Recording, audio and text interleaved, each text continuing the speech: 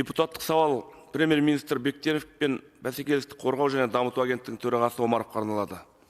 Құрметті Олжас Абайұлы, Марат Талғатұлы, бүгінгі таңда смартфонсыз өмірді елестету мүмкін емес. Ашығын айтқанда, байланыс құралдары күнделікті тұтынатын азық-түлігіңізден бірде кем болмай тұр. Еліміздегі телеоператорлардың соңғы кездердегі қадамдары ел құлағында жатталып қалған Самарқанда бір апам бар, бұдан да өткен сорақы дейтін тәмсіл дерексіз еске түсіреді. Таяуда Қазақстанның ұялы байланыс операторлары Алтел, Теле2 және Билайн ұялы телефонның абонент төлемін 20% өсіретінін мәлімдеді. Яғни аталған операторлар интернеттің де тарифін 20% өсіреді деген сөз. Сөз емес, солай ашық мәлімдеді. Мемлекет басшысы Қасым-Жомарт Тоқаев әрдайым бизнестің әлеуметтік жауапкершілігі қоғам алдындағы парыз екенін жиі айтады. Алайда ұялы байланыс нарығындағы алпауыттардың бұл әрекеті аталған ұстанымға мүлдем қайшы келіп отыр. Арасында елдегі телеоператорлардың бұл қадамы миллиондаған қазақстандықтың қалтасына салмақ салатын шешім.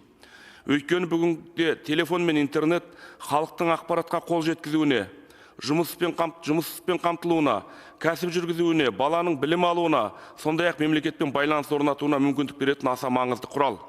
Яғни тарифтің көтерілуі қарапайым отбасылардың бюджетіне ғана емес, олардың өмір сүру сапасына қол сұғу деп бағалауға тура келеді.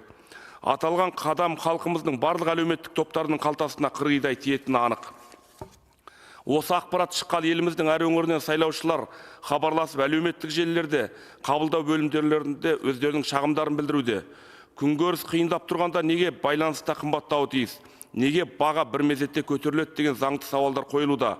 Арасында үш ірі оператордың тарифтерді бірдей көлемде және бір уақытта қымбаттатуы қоғамда үлкен күмән тудыруда. Бұл компаниялар арасындағы бәсекенің емес, өзара келісімнің, үйлесімнің, астыртын ақылдасудың белгісі емес пе? Байтал түгіл бас қайғы дегендей осындай қадамдардан кейін қолжетімді интернет ұлттық жобасын ойлаудың өзі мұң болып қалды. Ел президенттің жеке монополия, мемлекеттік монополиядан да сорақы деген сөзі дәл осындай жағдайларға бағытталып айтылғандай. Әдетте бәсекелі нарықта әр оператор өз стратегиясын бөлек-бөлек жасайды.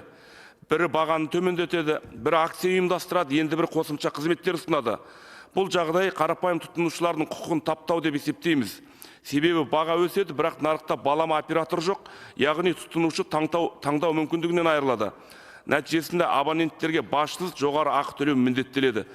Статистикалық деректерге көз жүгірсек, 2023 жылдан бері байланыс тарифтері 7-ден 57% аралығында қымбаттапты.